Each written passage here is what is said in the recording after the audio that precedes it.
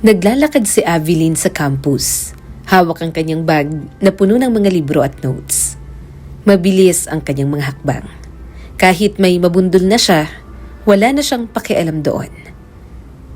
Hey, tingnan mo naman ang dinadaanan mo. Wala man lang sorry. Bulalas ng isang lalaki mula sa kanyang likuran. Biglang napahinto si Aveline. Umikot at nakita ang isang binatang may matalim na mata. Tinaasan niya ito ng kilay. Then, I'm sorry. Okay na. Hindi ko naman sinasadya. Nagmamadali ako.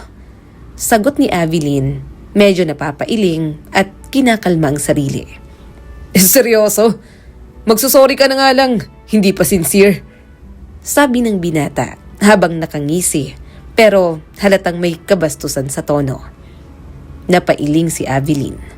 Ano bang klaseng sorry ang gusto mo? Lumuhod pa ako sa harap mo? Inilahad nito ang kamay. Leandro. Napairap na lang si Aveline at nagpatuloy na sa paglalakad. Wala siyang panahon para makipagtalo. At mukhang ginawa naman yon ni Leandro para magpapansin sa kanya. Pagkalipas ng ilang araw, nagkaroon na naman sila ng encounter sa library. Pareho silang naghahanap ng parehong libro para sa isang major subject. Pero sakto, isang hard copy na lang ang nandoon. Excuse me, gusto ko rin ng copy nito, sabi ni Aveline, hawak ang kamay sa isa sa mga librong nasa shelf. Oh, akala ko akin na to. Sagot ni Leandro, hawak din ng libro. Ako ang nauna rito, hanap ka na lang ng iba. Sagot ni Aveline habang pinipilit hilahin ang libro mula sa pagkakahawak nito. Naglakad palapit si Leandro sa kanya. Ang sungit mo talaga, no? Palagi na lang nagmamaldita. Malakas na inagaw ni Aveline ang libro. Bakit? Anong gusto mo? Maging sweet ako sa'yo? Alam mo, tumigil ka na. Alam ko na yung style mo. Type mo ba ako? Kasi kung oo, wala akong pakialam dyan. Wala akong time makipaglandian sa'yo. Ngumiti si Leandro na medyo mapang-akit. Kaya agad na lang nilayasan ni Aveline. Ngunit sa loob-loob niya, may maliit na kaba siyang nararamdaman. Kaba para sa epektong kayang idulot sa kanya ni Leandro. Ilang linggo ang lumipas at paulit-ulit silang nagkita sa campus, sa cafeteria, sa lab at minsan ay sa mga group activities. Palagi na lang silang nagtatalo dahil naiinis siya sa mga banat at hirit ng binata. Pero habang tumatagal, hindi na rin niya talaga maitago ang kilig na nararamdaman. Masyado lang talagang magaling magpapansin si Leandro sa kanya. Makaraan ang unang tensyonadong pagkikita nila sa campus. Hindi maalis sa isip ni Aveline ang kakaibang energy ni Leandro. Kahit na gusto niyang ipikit at kalimutan ng lahat, may parte sa kanya na nag-e-enjoy sa mga araw-araw na interaksyon nila. Ganda talaga ng umaga kapag may dumadaang maganda. Bati ni Leandro at may ngiting nakakaloko. Kaya pala nakatambay ka dyan. Marami ka ng magandang nakita, sagot ni Aveline. Tumawa ang binata. Siyempre, wala. Ikaw lang naman ang tinutukoy ko na maganda. Naglakad na lang siya palayo. Pero sa unang pagkakataon, naramdaman ni Aveline na ang dating irritating na energy ni Leandro ay may halo ng charm. Kahit medyo nakakainis, may kakaibang kilig na hindi niya maikakaila. Sa klase, napagdesisyonan ng kanilang professor sa minor subject na mag-group work para sa isang project. At syempre, pareho silang napunta sa parehong grupo. Of course, siyang kasama ko. Bulong ni Leandro nang magkasama sila sa table at walang hiya pang kumindat. Excuse me? Sino ka para mag-decide ng kasama ko? Sagot ni Aveline, pilit na pinipigil ang ngiti. Tinitigan siya nito. Baka future boyfriend mo? Napailing na lang si Aveline at mahinang tumawa. Dati, iritang-irita siya, kaya nakamamangha na napapatawa na siya nito. Makalipas ang ilang linggo, unti-unti nang nagiging normal sa araw-araw ni Aveline ang presensya ni Leandro. Mas lalong lumalago ang atraksyon na mayroon silang dalawa. Alam mo, may gusto akong sabihin sa'yo. Simula ni Leandro at medyo nag-aalangan. Napatingin si Avelin dito at biglang bumilis ang kabog ng dibdib. Ano yon? Okay lang kung hindi ka pa ready, pero I think I like you. Bulong ni Leandro at halatang kinakabahan. Medyo nagulat si Avelin, pero inaasahan niya na naman yon. Hindi naman siya manhid para hindi niya yon maramdaman. Napailing siya, medyo nahihiya.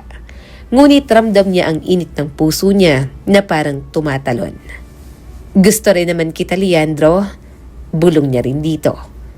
Pagkatapos ng pag-amin sa isa't isa, pareho silang natulala ng ilang sandali. Hanggang sa pareho na lang silang natawa at nagyakapan. Sa mga sumunod na araw, nagsimula silang mag-date. Simpleng movie dates, study sessions na mas matagal dahil gusto nila ng magkasama. At mga maliit na bonding moments tulad ng coffee breaks at paglalakad sa campus. Pinakilala niya na ito sa mama niya at si Leandro, pinakilala na rin siya sa nanay nito at sa stepdad. Tumagal naman ng 1 taon ang relasyon nila. Pareho silang masaya at pahinga ang isa't isa. Lalo na kapag pagod sa pag-aaral. Minsan, sa bahay siya nito pumupunta o kaya ay si Leandro naman ang pumupunta sa kanila. Hindi conservative ang mga magulang nila, kaya kahit na magkasama sila palagi o nasa kwarto pa, hinahayaan lang silang dalawa. Para kasi sa mga ito, may sariling desisyon na si Leandro. Sila ang magsasuffer kung hindi nila aayusin ang kanilang mga desisyon. Walang problema sa loob ng relasyon nilang dalawa. Pero mukhang sa mga taong nakapaligid sa kanila, mukhang yun pa ang magiging hamon sa kanilang pagsasama. Pagkababa pa lang ni Avelin mula sa jeep, ramdam na niya ang bahagyang saya sa dibdib. Weekend ngayon, araw para makasama si Leandro. At ilang beses na rin naman siyang nakapunta sa bahay nito. Pero habang naglalakad siya sa tahimik at mataas na bakod ng village, napapahawak siya paminsan-minsan sa strap ng tote bag. Pagdating niya sa gate, nandoon na si Leandro at nakangiti. Kumakaway na parang batang excited. Avelin, buti nakarating ka agad. Ngumiti siya sa kanyang boyfriend. Traffic ng kaunti. Pagpasok ni Avelin sa bakuran, unang bumungad ang mga halaman ng nanay ni Leandro. May sunflowers, gumamela at orchids na parang maliit na botanical garden. Tahimik ang bahay, pero tanaw niyang nakabukas ang front door. Sila tita? Tanong ni Avelin. Nasa kusina, nagluluto sila. Halika na. Masiglang sagot ni Leandro bago siya inalalayan papasok. Habang naglalakad, napaisip si Avelin kung bakit may gumugulo sa loob niya. Hindi niya maipaliwanag pero parang may mabigat na nakapatong sa kanyang balikat. Pagpasok niya sa loob ng bahay, naamoy niya agad ang nilulutong adobo at bahagya siyang nakahinga ng mas maluwag. Ay Avelin, nandito ka na pala. Bungad ni Tita Rowena, ang nanay ni Leandro na kinikilig tuwing nakikita siya. Magpahinga ka muna anak ha, mamaya tayo kakain. Good afternoon po tita, magalang niyang sagot. Ngumiti si Rowena at bumalik sa pagmamando sa kusina. Paglingon ni Avelin sa kaliwa, sa may bandang sala, nandoon na si Mauricio, ang stepdad ni Leandro. Nakaupo ito sa sofa, may hawak na tablet. Nakatingin ito sa kanya ng diretsyo, na parang matagal na siyang hinihintay. Magandang hapon. Bati ni Mauricio, may ngiting hindi niya maipaliwanag kung bakit parang may nakatagong ibang kahulugan. Good afternoon po. Sagot ni Avelin, pinilit gawing normal ang tono. Pero naramdaman niya agad ang paglamig ng batok niya. Ewan niya ba kung bakit. Basta sa tuwing napapatingin siya kay Mauricio, palagi na lang siyang may kabag nararamdaman. Lumapit si Leandro kay Avelin at inakbay saglit ang braso sa balikat niya. Halika sa kwarto ko. Ilapag mo ang gamit mo. Tumangon na lang si Avilin at sumunod. Pumasok sila sa kwarto at agad na napansin ni Avilin ang kaayusan doon. Malinis ang kama, nakahanda na ang mga libro sa study table at bukas na rin ang aircon. Haharap pa lang sana siya sa boyfriend niya nang bigla siyang bigyan ni Leandro ng mapusok na halik. Napanganga si Avilin ng bahagya at napasinghap nang bumaba sa leeg ang mga halik nito. Pinipigilan niyang sarili na gumawa ng ingay, habang ramdam ang bawat haplos at pagdampi ng kamay ni Leandro sa kanyang likod at balikat. Pareho silang sabik sa isa't isa, pero alam niyang hindi nila pwedeng gawin yun doon. Leandro, bulong niya rito at tinapik ito sa balikat. Baka may makarinig sa baba. Baka si tita o si Tito Mauricio. Ngumiti si Leandro at dahan-dahan siyang hinawakan sa magkabilang pisngi. Shh! Relax ka lang, Avilin. Walang makakarinig. Promise, na-miss lang kita. Pasensya na. Lumayo si Avilin ng kaunti at tumingin sa paligid ng kwarto. Ramdam niya ang init ng katawan niya sa tabi ni Leandro. Napailing na lang siya. Ang study session nila ang dahilan kaya siya pumunta roon. Ngunit tila naglaho na ang oras sa bawat halik, haplos at tingin nila sa isa't isa.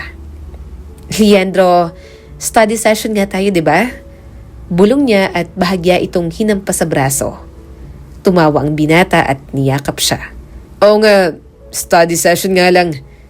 Ramdam niya ang presensya ni Leandro. Parang kalasag laban sa lahat ng kaba at hiya na unti-unting kumakalat sa dibdib niya. Napabuntong hininga si Avilin. Bahagya niyang tinulak ang binata. Ewan ko sa'yo, ang landi mo na lang talaga palagi. Alam niyang malaya sila sa relasyon. Pero ibang pakiramdam kapag nasa loob ng bahay ang mga magulang at may panganib na mahuli sila. Umupo si Avilin sa harap ng study table at inilapag ang bag. Dahan-dahan niyang inilabas ang mga libro at notebook. Pilit sinusubukang bumalik sa pagiging seryoso ang mood. Ngunit, ang tingin ni Leandro sa kanya ay parang nag-aanyaya pa rin. Tuwing lumilingon siya, nakikita niya ang ngiti at mga mata ng binata na puno ng kasiyahan at pagmamahal. Alam mo, Leandro, mag-aral ka na lang dyan. Tigilan mo ng kakatitig sa akin. Wala tayong matututunan nito. Kailangan natin makagraduate pareho. Paalala ni Avilin. Tumawa si Leandro at umupo sa tabi niya. Oo na, eto na. Mag-aaral na. Nakakadistra kasi ang lips mo. Nakagat ko yata. Namamaga eh. Umismid na lang siya sa mga kalokohan nito. Maya-maya ay nakafocus na sila sa pag-aaral. Napatingin si Avilin sa kamay niya at naramdaman ang init ng paghawak nito. Hinayaan na lang niya. Sanay na siya sa pagiging touchy at sweet ni Leandro. Pagkatapos ng mahabang oras ng pag-aaral, bumaba na silang dalawa sa sala. Saktong malapit na ang hapunan, kaya inanyayahan siya ni Tita Rowena na doon na lamang kumain. Umupo si Avilin sa gilid ng sofa. Iniwan siya saglit ni Leandro para bumili ng pinabibili ng nanay nito. Si Mauricio naman, nakabaling kanina sa TV. Pero parang mas gusto pang panoorin si Avilin kaysa sa manood ng palabas. Hindi man diretsong nakatingin, pero ramdam niyang sinusundan siya ng tingin nito. Nanindig ang balahibo niya. Ang ganda ng kanta mo nang huli kang pumunta rito, sabi ni Mauricio. Maganda pa ng boses mo. Bagay tayo. Bagay kayong mag-duet ng anak ko. Maganda rin ang boses nun eh. Tumango na lang siya kahit labis na ang pagkailang. Opo, maganda nga po talagang boses ni Leandro. Huminga siya ng malalim. Gusto niyang isipin na harmless ito. Iniisip niya na baka palabiro lang talaga ang stepdad ni Leandro. Maya-maya, lumabas si Rowena mula sa kusina. Avilin, anak, halika muna dito. Tikman mo nga itong niluto ko. Tingnan mo kung anong kulang. Agad siyang tumayo, halos nagmamadaling umalis sa harap ni Mauricio. Ang bilis ng pintig ng puso niya na parang tumakbo. Pagdating sa kusina, doon pa lang siya nakahinga ng maluwag. "Ano yun, anak? Parang namumutla ka." Tanong ni Rowena habang inaayos ang platito ng adobo. Wala po, tita. Medyo napagod lang siguro." Sagot niya na may pilit ng ngiti. Ngumiti si Rowena. "Hay, siguradong gutom lang. Kanina pa kayo nag-aaral ng anak ko." Pero hindi siya naniniwala na gutom lang ang problema niya. Lumipas ang mga oras na may halong kaba at pilit na saya. Kumain sila, nagkukwentuhan, at pinilit ni Avilin na tumawa sa mga birong sinasabi ni Leandro. Pero sa bawat tawanan, may sulyap siyang natatanggap mula kay Mauricio. Bawat biro, para bang may pahaging. Bawat galaw niya, parang sinusundan ng amain ni Leandro. Naiilang siya pero hindi niya yun masabi sa kanyang boyfriend. Iniisip niya na baka nag-overthink lang siya. Natural na mapupungay at expressive ang mga mata ni Mauricio. Kaya sa bawat tingin nito, iniisip na lang niya na siguro ay may kahulugan kahit wala naman. Pagkatapos kumain, inaya siya ni Leandro na tumambay sa garden. Doon siya nakahinga ng maluwag. Alam mo, Sabi ni Leandro habang naglalaro ang daliri nito sa kamay niya. mas gumanda ka ngayon. Blooming. Ngumiti naman siya. Sus, tapos ano, sasabihin mo kasi magaling kang mag-alaga. Na maganda ako kasi boyfriend kita. Na kung iba, ang pangit-pangit ko. Tumawa naman ang binata. Kaya huwag ka maghahanap ng iba. Huwag ka maghahanap ng boyfriend at ipagpapalit ako. Magiging pangit ka talaga. Pero Avilin, masaya ako palagi. Kapag pumupunta ako sa inyo, masaya ako. Kapag pumupunta ka naman dito sa amin, masaya rin ako. Masaya ako na malaya tayo sa relasyon nating dalawa at parehong nagtitiwala ang mga magulang natin. Napangiti naman si Avilin. Saya rin ang nararamdaman niya sa kanilang pagsasama. Kung ano man ang mayroon sila, alam niyang seryosohan na yon. Pareho silang umaasa ni Leandro na magtatagal yon hanggang dulo. Napapikit si Avilin nang hinaplos ng boyfriend niya ang kanyang mukha. Marahang dumampi ang mga halik ng binata na agad namang lumalim at tinugo ni Avilin. Tumigil sila at parehong natawa. Hahalikan ulit sana siya ni Leandro nang biglang lumabas si Mauricio mula sa sliding door. Avilin, Leandro, Tawag ni Mauricio. gusto nyo ba ng Graham? Ako nang kukuha para sa inyo. Baka gusto nyo ng dessert. Bahagya siyang umiwas ng tingin. Medyo naiilang siya na nahuli sila sa aktong ganoon. Normal na maghalikan sila ni Leandro dahil magkasintahan sila. Nakita na rin ng mama niya at ni Tita Rowena na nag-kiss sila ng kanyang boyfriend. Pero iba talaga ang pagkailang at kabang nararamdaman niya kapag si Mauricio ang nakakakita ng intimate moments nilang dalawa ni Leandro. Hindi na po. Okay na po kami sa fruits kanina. Saad ni Leandro at medyo inakbayan siya para itago. Lalo na at alam nilang pareho na namumula siya kapag hinahalikan. Sigurado?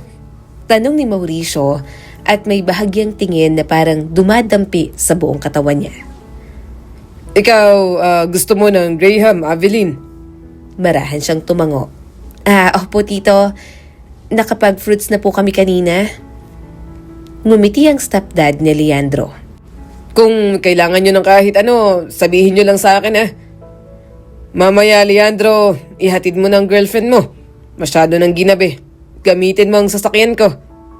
Pag-uwi niya, habang nakaupo sa passenger seat, sinubukan niyang iwaksi ang kaba. Siguro dahil hindi siya lumaki na may tatay. Kaya ganoon ang kaba at pagkailang niya kay Mauricio. Pero kahit anong pilit niyang pangumbinsi sa sarili, hindi matanggal sa isip niya ang tingin ni Mauricio. Ang tinging humahabol, ang tinging sumisilip, at ang tinging hindi niya maipaliwanag. Bay mahal, Kita na lang tayo bukas. Nakangiting sabi ni Leandro at hinalikan siyang muli. I love you. I love you too. Binigyan niya ito ng isang ngiti bago bumaba. Nang makapasok sa bahay, doon palang umalis si Leandro. Patay na ang ilaw at maaring tulog na ang kanyang mommy at ang pinsan niyang bading na si Henry. Malamang ay may night out na naman. Nasa may hagdan na siya nang makatanggap siya ng texts. Anong number? Sino to? Tanong niya at binuksan ang nilalaman nun. Medyo nagulat siya dahil alam niya agad na galing yon sa amain ni Leandro. Nakauwi ka na ba? Naihatid ka na ba ni Leandro? Napatigil si Avilin sa paglalakad. Literal na parang nahatak ang kaluluwa niya sa tiyan. Kinabahan siya at napalunok. Nag-type siya ng sagot ng mabagal. Sino po ito? Ilang segundo lang ang lumipas, nakapag-reply na agad ito. Si Mauricio ito. Stepdad ni Leandro. Parang may bumagsak na yelo sa batok ni Avilin. Tumingin siya sa paligid, bagamat alam niyang wala naman si Mauricio doon. Nasa bahay na siya, pero hindi yon nakapagpapakalma sa kanya. Paano niya nakuha ang number ko? Bakit niya ako tenext? Binigay ba ni Leandro? Ginusto niyang magtanong pero natigilan siya. Ayaw niyang magmukhang may interes, kaya maikli lang ang isinagot niya. Nakauwi na po ako, nasa bahay na. Papatay niya na sana ang phone, pero may reply ulit ito. Kung nagpahatid ka na sana sa akin, nasa bahay ka na at safe ka pa. Mas magaling akong magmaneho kaysa kay Leandro. Mas maganda sa akin ka na lang na sumakay. Napatakip si Avilin ng bibig. Hindi niya alam kung guni-guni niya lang ba. Pero para siyang nababastos sa text nito. Hindi tono ng isang tatay. Hindi tono ng isa na dapat inaasikaso lang siya bilang girlfriend ng anak nito. Bakit siya ganito? Dali-dali siyang umakyat. Hindi na siya nag-reply ulit. Pinatay na rin niya ang cellphone niya para hindi niya na mabasa ang mga text nito. Kinabukasan, kinausap niya ang pinsan niyang si Henry tungkol doon. Mas komportable kasi siyang kausapin ang bading niyang pinsan kaysa sa mama niya. Umupo sila sa maliit na mesa. Habang kumakain ng pasta, nag-open up na siya sa kanyang concern. Henry, tumigil sa pagsandok sa Henry at tumingin sa kanya ng diretso. Girl, ano na naman yan? Tinatakot mo ako. Bakit ganyan ang tono mo? Huminga ng malalim si Avilin. Ewan ko ba? Hindi ko alam kung anong problema ko. Hindi ko alam kung ako lang ba to o may mali talaga. Okay, calm down. Dahan-dahan. Ano bang nangyari? Tanong ni Henry at mas naging attentive pa. Umupo ng diretso si Avilin. About kay Tito Mauricio, yung stepdad ng boyfriend ko. Kahapon, pagdating ko sa bahay ni na Leandro, okay naman ang lahat. Si tita ang warm, as usual. Pero si Tito Mauricio talaga. Ewan ko, Henry. Parang iba yung tingin niya sa akin. Define iba. Tanong ni Henry habang nakakunot ang noo. Hindi ko ma-explain. Pumikit si Avilin. Pero hindi siya yung normal na tingin ng stepdad. Hindi siya yung fatherly. Parang nanlalamon. Alam mo yun? Napahinto si Henry. Tahimik ito at hindi agad nagsalita. Nagpatuloy si Avilin. At hindi to first time. Maraming beses na. Minsan kapag dumadaan ako, sumusunod ang tingin niya. Minsan kapag nasa table kami, parang sobra siyang attentive sa akin. Henry, parang creepy. Nanlaki ang mga mata ng kanyang pinsan.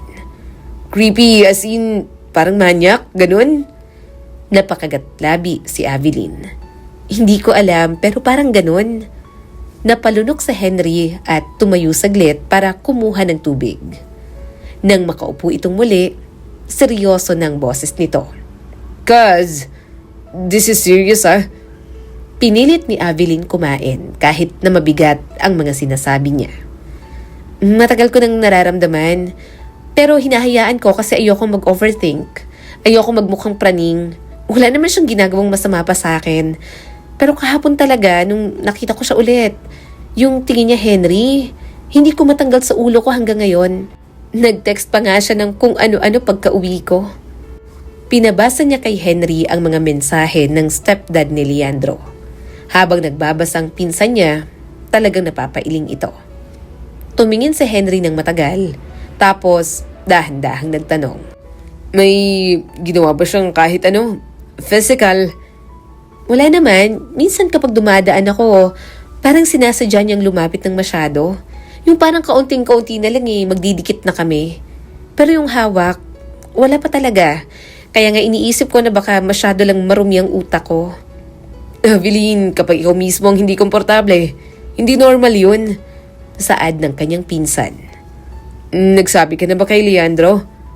Naninikip ang dibdib ni Aveline. Hindi, kasi baka ako ang mali.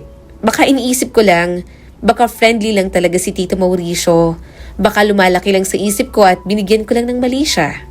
Ayokong masira ang relasyon nila. Henry, si Leandro, mahal niyang pamilya niya. Idol niya ngang stepdad niya kahit hindi masyadong showy.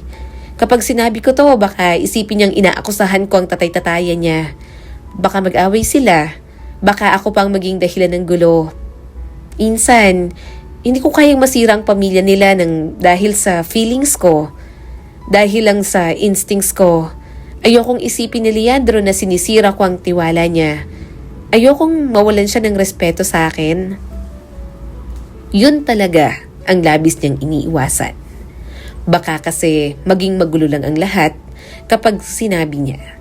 Baka maging big deal ang isang bagay na hindi naman dapat gawing big deal. Binaba ni Henry ang tinidor nito. Evelyn, hindi mo dapat unahin ang feelings ng ibang tao kapag ikaw nang hindi safe. Umiling si Aveline. Safe naman ako. Hindi naman ako ginalaw ni Tito Mauricio. Hindi naman niya ako sinaktan. Hindi ko pwedeng siraan siya sa harap ni Leandro at Tita Rowena without proof. Paano kung ako ang mali? Napairap ang pinsan niya. Kahit na ano, the fact na nakakaramdam ka ng takot, discomfort, dapat na agad gawing big deal yon. Hindi ka dapat mag-adjust dahil lang mahal mo si Leandro at ayaw mong maging magulo. Siyang boyfriend mo at dapat nga siyang unang nakakapansin. At lalong hindi ka dapat matakot na masaktan si Leandro kung ang intention mo ay protektahan ng sarili mo. Dapat siyang unang magpoprotekta sa'yo. Natigilan si Aveline. Parang may sumapol na mga salita sa kanya. May punto nga rin naman ang kanyang pinsan. Pero hindi niya muna sasabihin dahil wala pa namang malala na ginagawa ang stepdad nito. Iiwas na lang siguro siya hanggang kaya niya. Sa mga sumunod na araw, inabala na lang ni Aveline ang sarili sa pag-aaral. May mga bagay naman talaga siyang dapat pagtuunan ng pansin. Pero sa tuwing nakakausap niya ang kanyang boyfriend, hindi pa rin maalis sa isip niya ang mga iniisip sa stepdad nito. Isang gabi, nang umuwi siya sa bahay, nadatnan niya ang kanyang mama na nagluluto ng sinigang na paborito niya. Ayan, sakto! Kakauwi mo lang. Tamang-tama, malapit na to. Nakangiting sabi ng kanyang ina. Ngumiti si Aveline pero hindi abot sa mga mata ang ngiti niya. Oo ma. Tinanggal niyang sapatos at napahinga ng malalim. Napansin naman yon ng kanyang ina. Oh anak, parang pagod na pagod ka. May nangyari ba? Medyo may iniisip lang po ma. Pag-iwas niya. Umupo siya sa lamesa pagkatapos niyang maghugas ng mga kamay. Habang kumakain, medyo lutang ang kanyang pakiramdam. Pagkatapos kumain, naligo si Aveline at umakyat sa kwarto. Pero habang pinapatuyo ang buhok, hindi mawala sa isip niya ang mga mensahe ni Mauricio noong nakaraan. Nahiga siya ng nakatalikod sa bintana. Pinikit niya ang mga mata, pero imbis na antok, si Mauricio ang nakikita niya at ang sulyap nito na parang may binabasa sa kanya. Hindi maganda ang kabog ng kanyang puso. Hindi mapakali, hindi komportable. Dapat ko bang sabihin kay Leandro? Matagal niyang iniisip yon. At habang dumaraan ang oras, ang sagot ay hindi pa. Hindi pa siya handa, Hindi pa niya alam kung totoo ba ang nararamdaman niya at ayaw niyang masira ang pamilya ni Leandro kung sakaling mali siya. Isang araw, habang nasa isang bookstore, hindi niya alam kung praning ba siya pero parang may sumusunod sa kanya. Parang laging may nakatingin. Pero kapag lumilingon siya ay wala naman siyang nakikita. Kaya naman, nagmamadali siyang nagbayad ng books at nagmadaling lumabas ng bookstore. Sobrang kabado na siya nang biglang may humawak sa balikat niya. Doon na siya napasigaw. Mahal! Shh! Bulalas agad ni Leandro at tumingin sa mga tao sa mall na nagulat sa sigaw niya. Taas baba ang dibdib niya nang nilingon ito. My God, Leandro! Ginulat mo ako! Tumawa naman ang boyfriend niya at kinuha ang kanyang mga gamit. Pasensya na. Bakit ba takot na takot ka? Kanina pa kitang sinusundan. Hindi mo ko nakikita. Nang sinabi mo na nandito ka sa mall pagkatapos ng klase ko, dumiretso na ako rito. Huminga siya ng malalim at hinampas ulit ang natatawa niyang boyfriend. At least, eto lang pala ang nararamdaman niyang sumusunod sa kanya. Baka masyado nga lang siyang praning kanina. Kung ano-ano na ang kanyang mga iniisip. Hinawakan ni Leandro ang kanyang kamay. Halika, mag-date muna tayo bago umuwi. Marahan na lang siyang tumango. Isang araw, bumalik na naman siya sa bahay ni Leandro. Birthday kasi ni Tita Rowena. Inimbita siya nito at hindi talaga siya makatanggi. Pero bago siya pumunta roon, nagpasalo na muna siya dahil yon ang schedule niya ng pagpapaayos ng buhok kasama ang kanyang mama. Aalis ka na anak? Tanong ng kanyang ina. Tumangon naman si Avilin at hinalikan ito sa pisngi. Yes ma, ingat po sa pag-uwi ah. Maaga raw pong uuwi si Henry. Ako po, baka mamaya pa. Paglabas ni Avilin sa maliit na salon, damang-daman niya ang gaan sa batok at ang amoy ng bagong treatment sa buhok. Pero kahit gaano kaganda ang araw, may naramdaman siyang bahagyang kirot sa dibdib. Simula nang makatanggap siya ng texts mula kay Mauricio, hindi na maalis sa utak niya ang hiwagang bumabalot sa bawat kilos nito. Hindi naman siguro masama, bulong niya sa sarili. Baka ako lang talaga ang praning. Pero kahit ganoon ang sinabi niya, ramdam niya pa rin talaga ang kaba. Nang makarating sa bahay, sinalubong agad siya ng kanyang boyfriend. Ang ganda ng buhok mo. Bagong treatment at bagong gupit ka. Napangiti si Avilin. Oo, ganda no? Ang gaan din sa pakiramdam. Kahit ano namang buhok mo, maganda ka pa rin. Natatawang sabi ni Leandro. Naiwan na muna siya sa may terasa. May mga bisita rin kasing bagong dating na kailangan salubungin ng binata. Hindi pa man siya nakakapagpahinga ay sumulpot mula sa likuran si Mauricio na nakangiti gaya ng dati. Aba, gumaganda ka ng gumaganda, Avilin. Sabi ni Mauricio at tiningnan siya mula ulo hanggang paa.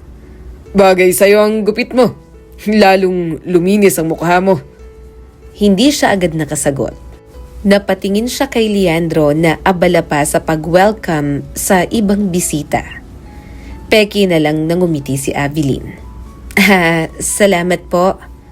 Naglakad pa palapit si Mauricio, bahagyang yumuko para makita ng malapitan ang bagong ayos na bangs ni Avilin. Nako, si Leandro, marami na namang magiging kaagaw. Baka maagaw pa sa kanya tong girlfriend niya. Hindi niya naman sinisiguradong bantay sarado. Para itong nagbibiro pero hindi nakakatawa sa parte ni Avilin. Hindi rin biro ang itsura ng mga mata nito. May bahid ng paghanga roon na hindi nararapat. Napaatras si Avilin ng bahagya. Hindi naman po ako maagaw ng iba. Seryoso po kami sa isa't isa ni Leandro. Hindi po ako kailangan bantayan 24/7 ng boyfriend ko kasi hindi naman po ako nag-e-entertain ng ibang lalaki. Hindi niya kayang maging bastos. Hindi niya kayang magingay. Lalo na't parte si Mauricio ng pamilya ni Leandro. Nainitan po ako sa labas. Palusot na lang ni Avilin. Pupunta lang po ako sa loob. Babatiin ko rin po si Tita Rowena. Tumango si Mauricio at may ngiti pa rin sa mga labi. Sige. Pero bago ka pumasok, Aveline, gusto kong sabihin na sana'y hindi na kayo maghiwalay ng anak ko. Bagay kayo ni Leandro ngayon. Bagay na bagay. Parang hindi nito intensyong purihin ang relasyon nila. Parang may ibang ibig sabihin. Hindi niya alam kung bakit parang nabibingi siya sa sariling tibok ng puso. Huminga siya ng malalim bago tuluyang pumasok. Sa loob ng bahay, naroon si Leandro, nag-aayos ng mga platong para sa mga bisita. Okay ka lang? Tanong ni Leandro nang lumapit siya. Parang may kakaiba sa mukha mo. Marahang umiling si Aveline. Wala, mainit lang siguro. Pero kahit pilitin niyang gawing normal ang boses niya, naghahatid pa rin ng kaba ang malamlam niyang tono. Pinigilan niya ang sarili na sumulyap pabalik sa labas. Pagkatapos ng araw na yon, sinisikap niya talaga na hindi magawi sa bahay ng pamilya ni Leandro. Kapag nag-aaral sila, ang binata na lang ang pinipilit niyang bumisita sa bahay nila. Pero kapag may mga okasyon at imbitasyon, doon talaga hindi makatanggi si Aveline. Kaya wala siyang choice kundi makasalamuhan na naman ang stepdad ni Leandro na si Mauricio. Hanggang dumating ang araw ng graduation nila ni Leandro. Maaga pa lang, gising na si Aveline. Kahit halos hindi siya nakatulog sa kabat excitement, pinilit niyang ayusin ang buhok, suotin ang puting blouse at ibinalabal ang toga sa balikat niya. Hindi siya makapaniwala na magtatapos na sila. Ang 4 na taon na puno ng pagod, iyak, pressure at minsan ay pagtatalo, ngayon ay mauuwi sa isang entablado at tatanggap ng isang diploma. Anak, ang ganda mo, sabi ng mama niya, sabay lapit at inayos ang kuwelyo ni Aveline. Tingnan mo naman to, parang hindi na natulog buong gabi. Biro naman ng kanyang pinsan na si Henry. Napangiti si Aveline. Hindi naman, kinakabahan lang. Saka excited. Punong-puno ang venue nang makarating sila. Habang naghahanap sila ng upuan, agad niyang nakita si Leandro sa may hallway. Nakasuot na ito ng toga, nakataas ang cap, at nakangiti ng sobrang lawak. Pagkakita sa kanya, kumaway agad si Leandro. Aveline! Lumapit ito at mahigpit siyang niyakap. Ang ganda mo naman. Tumigil ka nga. Sagot ni Aveline at pilit itinatago ang kilig. Nagkangitian silang dalawa. Parehong napupuno ng kagalakan ang kanilang mga puso. Sa wakas, nakakagraduate na rin sila. Biglang lumapit si Tita Rowena. Aveline, congratulations, iha! Proud na proud kami sa inyo ni Leandro. Salamat po, tita. Nahihiya niyang sagot. At tulad ng lagi, sumunod si Mauricio. Nakasuot ito ng polo, malinis ang buhok, at seryoso ang itsura. Pero may ngiti na hindi matukoy ni Aveline kung ano ang kahulugan. Congratulations, Aveline! Sabi ni Mauricio at hindi inaalis ang tingin sa kanya. Kinilabutan si Aveline pero ngumiti na lang ng formal. Salamat po. Tara na, doon na tayo sa section natin. Sabi ni Leandro sabay hawak muli sa kamay niya. Para siyang nakahinga ng maluwag ng makalayo. Nang matapos ang ceremony, kumain na lang sila sa labas kasama ang kanilang mga pamilya. Pagkatapos ng dinner celebration kasama ang kanilang mga kamag-anak, nagkayayaan ang buong barkada na mag-night out sa may bar malapit sa baybayin. Pero hindi pa man sila umaabot sa parking lot, pinigilan na ni Leandro si Aveline. Gusto mo ba talagang sumama? Tanong ni Leandro habang hawak ang kanyang kamay. Umiling si Aveline. Hindi naman ako mahilig sa mga bar. Kaya nga, nakangiti na ang binata sa kanya. Tara na, akin ka ngayong gabi. Pinandilatan niya agad ito. Akin? Kalokohan na naman bang nasa isip mo? Tumawa naman ang boyfriend niya. I mean, Gusto lang kitang makasama ng tahimik. Ang dumi talaga ng utak mo. Pero kung gusto mo naman na may mangyari, pwede rin naman. Kinurot-kurot ni Avilin ang binata sa tagiliran. Hindi na siya tumutol, gano'n naman si Leandro mula noon pa. Mas pipiliin ang simpleng gabi kaysa sa ingay at sayawan. Mas pipiliin ang kwentuhan kaysa sa alak, at mas pipiliin siya sa kahit kanino. Habang papunta sila sa beach, binuksan ni Leandro ang bintana. Sumalubong sa kanila ang malamig na hangin at ang amoy ng alat ng dagat. Halos tahimik si Avilin at malayo ang tingin. Napatingin sa kanya si Leandro. Mahal, okay ka lang? Okay naman, sagot na lang niya. Hindi na nagtanong pa si Leandro. Hinawakan lang nito ang kamay niya at hinalikan yon ng marahan. Pagdating nila, halos walang tao. Medyo maliwanag naman dahil sa iilang poste ng ilaw sa malayo at liwanag ng buwan. Tumigil sila sa dulo ng parking area. Ibinaba ang tailgate ng sasakyan at doon sila umupo. Si Leandro ay nakasandal habang si Avilin ay nakapatong ang ulo sa balikat nito. Tahimik muna silang pareho habang pinakikinggan ang mga alon.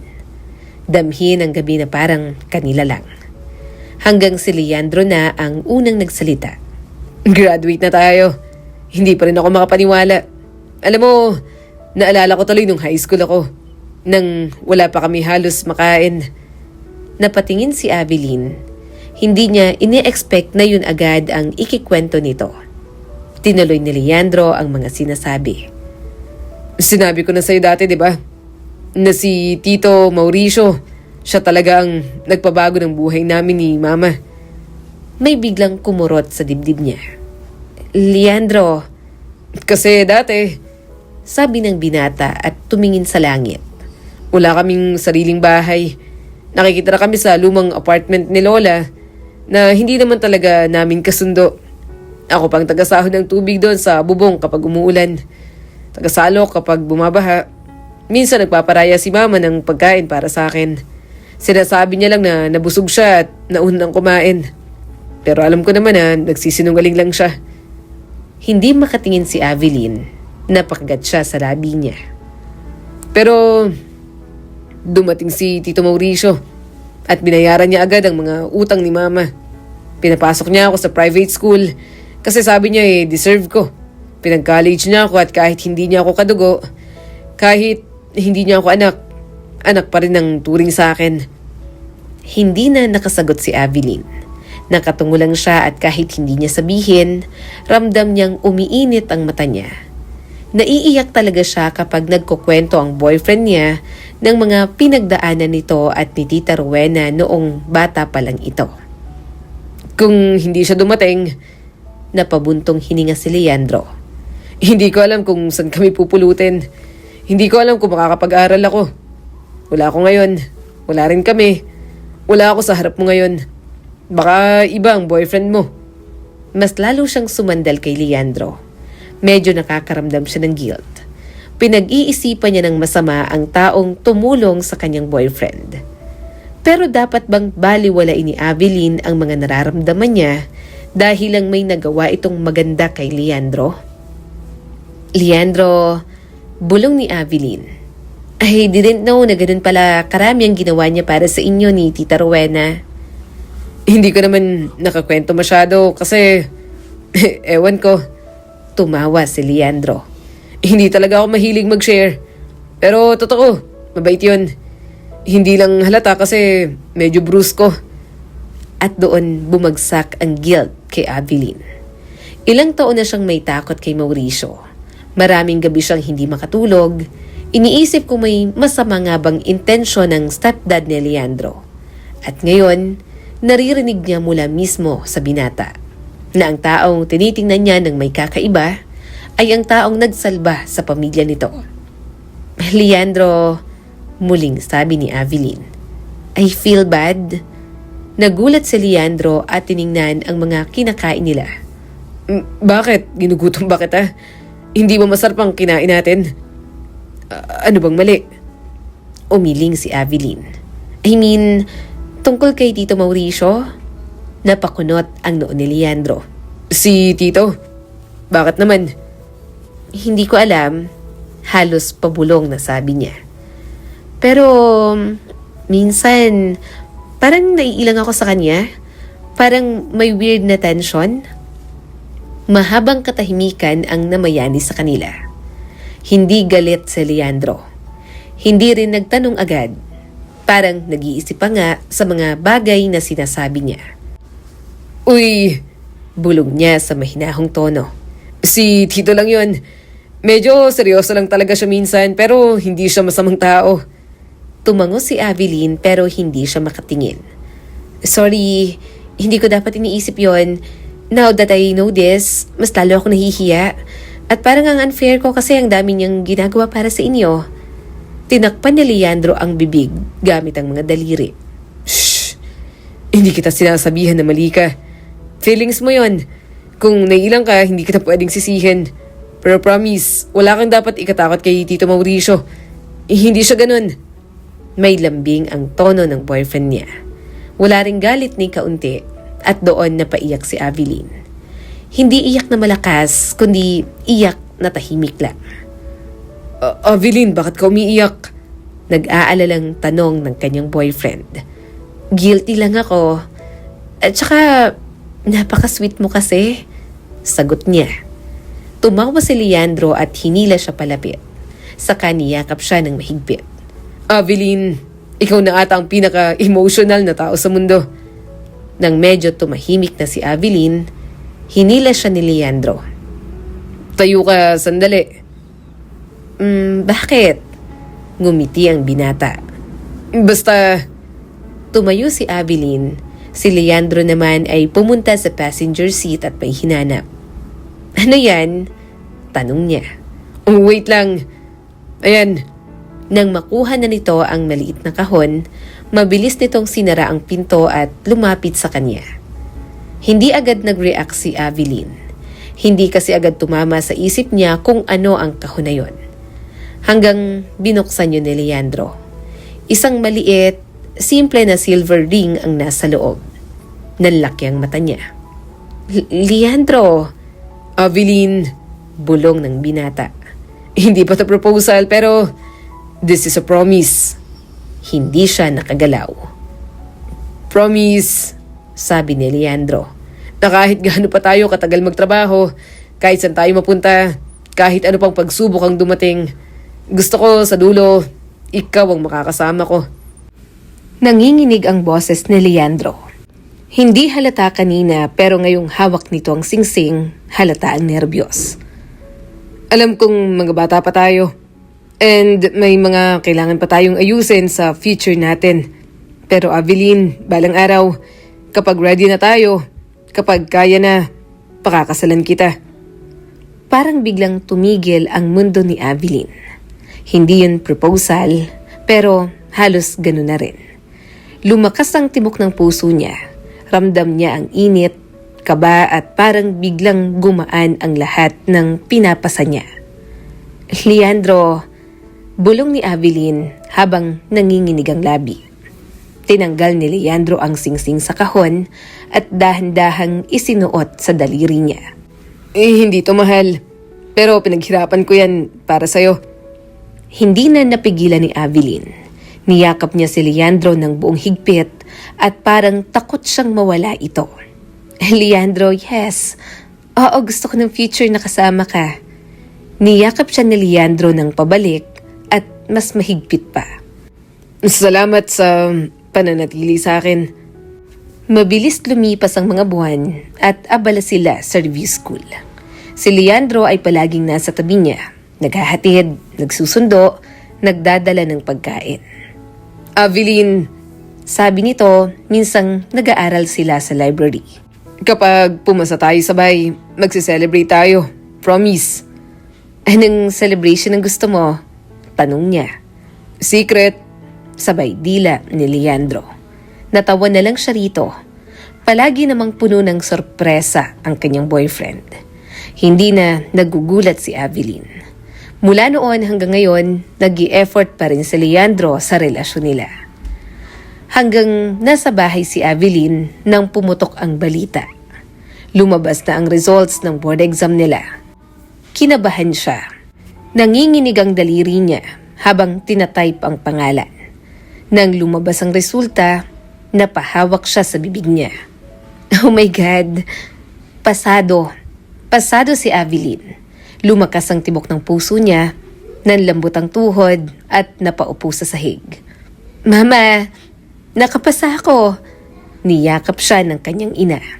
Congrats anak! Sabi ko naman sa'yo, kayang-kaya mo yan. May nurse na ako. Tumunog ang cellphone niya at nakita niyang tumatawag si Leandro.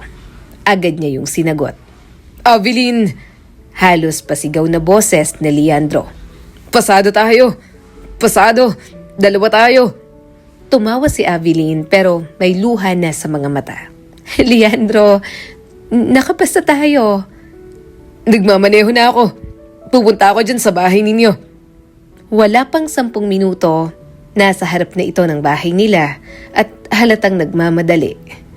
Pagbukas ng pinto, agad siyang niyakap ni Leandro ng mahigpit. Mahigpit na mahigpit at ramdam niya ang saya nito. Congratulations, Avelin! Bulong ng binata sa leeg niya. Congratulations din! Sagot niya at halos hindi makahinga sa sobrang saya. Lumapit ang kanyang ina na tuwang-tuwa. Leandro, anak halika rito, kumain ka muna.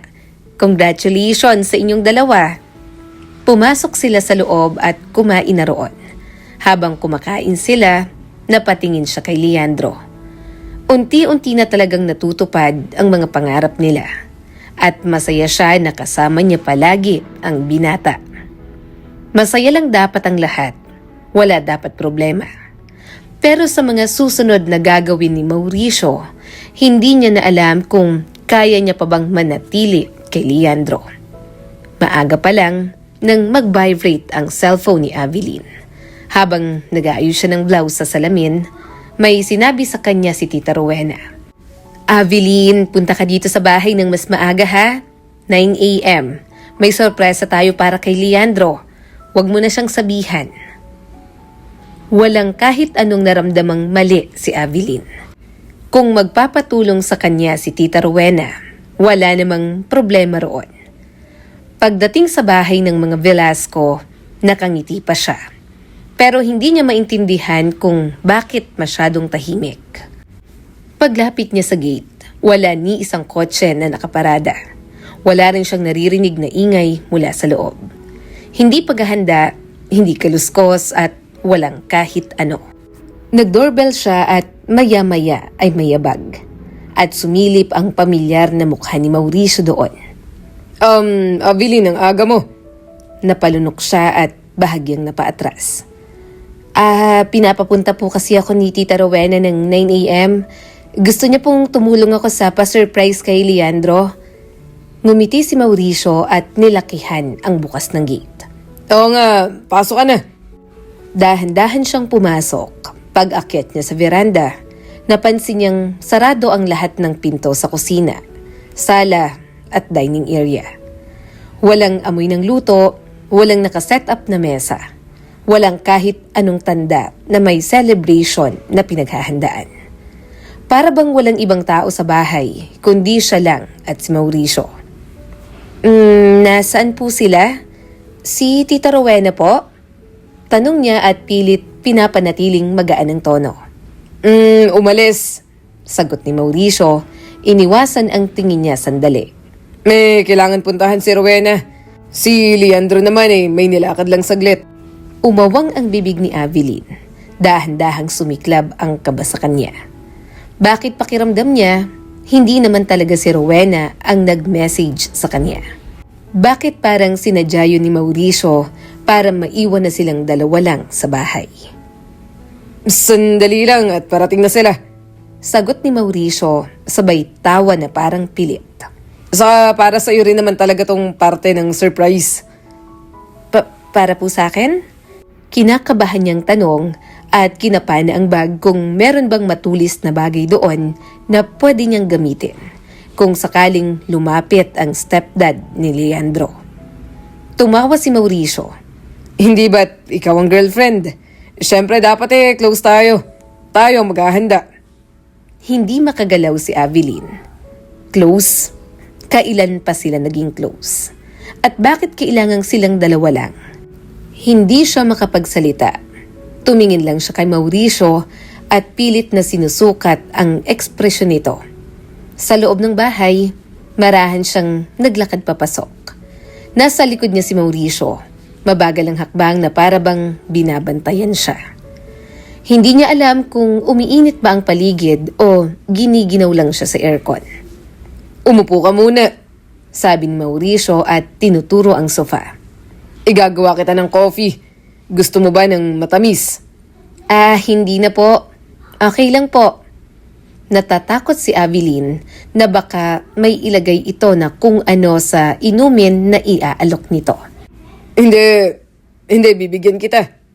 Tumalikod ito papunta sa kusina. Pagkaalis nito, mabilis siyang tumingin sa paligid. Wala talagang ibang tao. Tiningnan niya ang mga pinto na posibleng labasan niya kung sakali na kailangan niyang tumakbo. Pagbalik ni Mauricio mula sa kusina, may hawak itong tray. May 2 tasa ng kape. Ngumiti ito habang naglalakad papunta sa kanya. Ayan, Sabi ni Mauricio. inom ka muna ng kape. Naupo si Mauricio sa single sofa sa tapat niya. Kinuha niyang kape pero hindi uminom. Thank you po. Nagpatuloy si Mauricio at nakatitig pa rin sa kanya. Ang aga mong pumunta rito. Excited ka? Kasi po may sinabi kayong surprise para kay Leandro. May kailangan po ba akong gawin? Wala naman. Sagot ni Mauricio at ini-scan ang buong mukha niya. Gusto ko lang makilala ka ng mas mabuti. Hindi gumalaw si Avilin. Para siyang napako sa kinauupuan. Matagal na kayong magkakilala ni Leandro. Pero ako, kulang pang alam ko tungkol sa'yo.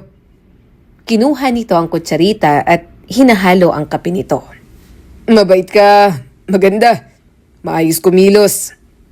Pero hindi ka pala madaling buksan. Po? Hindi ka pala madaldal. Tahimik ang tao. Bumaba ang tingin nito sa kamay niya. Tahimik pero marami sigurong iniisip. Hindi nakasagot si Avilin. Nanginginig na talaga ang kamay niya at nakikita na yon sa tasa ng kape na kanyang hawak. Kapag may ginawa itong masama sa kanya, hindi siya magkakamali na ibuhos sa pagmumukha ni Mauricio ang kape. Nagpatuloy si Mauricio. Ako talagang nag-text sa'yo gamit ang number ni Rowena.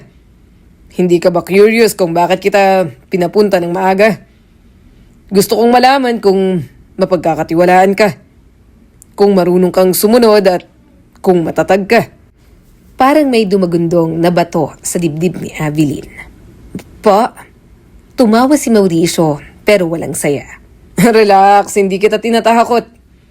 Pero kahit sabihin ito yon, lalong lumamig ang hangin sa pakiramdam niya. Simple lang. Sabi pa ni Mauricio. Kung papasok ka sa pamilya namin, kailangan ko ring magtiwala sa'yo. Hindi lang si Leandro. Mahal mo ang anak ko. Anong gusto mo sa kanya at saka anong kaya mong ibigay sa kanya? Pinisil ni Avilin ang kamay niya pagkababa ng tasa ng kape. Pilit na hindi nagpapakita na nanginginig. Gusto niya nang tumakbo, hindi na niya kinakaya ang mga tanong nito. Kaya naman, mabilis na tumayo si Avilin. Sobrang dumadagundong ang dibdib niya nang makita niyang mabilis siyang hinarangan ni Mauricio. Sandali lang. Nakangising sabi ni Mauricio at sobrang lapit na sa kanya. Saan ka pupunta? Akala ko pa naman, respectful kang magiging future daughter-in-law. Bakit hindi mo man lang ininom ang kapeng binigay ko sa'yo? Umiwas siya ng tingin at humigpit ang hawak sa bag. Aalis na po ako. Lalapit pa sana si Mauricio sa kanya nang biglang marinig nila ang tunog ng sasakyan mula sa labas. Nandiyan na si Leandro. Agad siyang lumabas at nakatakas. Sinalubong ang boyfriend niya kasama si Tita Rowena. Sumunod naman si Mauricio na para bang walang ginawang masama. Mahal. Anang ni Leandro, may bahid ng pagtataka sa mukha. Hawak ang susi at may bitbit pang maliit na paper bag. Bakit nandito ka? Hindi ka nagsabing dadaan ka? Naniga si Avilin sa may pintuan ng sala. Naramdaman niya ang pag-init ng batok niya, ang biglang paghigpit ng dibdib. Sa gilid ng kanyang paningin, nakikita niyang nakatayo lang si Mauricio sa tabi ng dining table. Nakahalukip-kip at may kakaibang ngiti. Leandro, dumaan kasi itong si Avilin.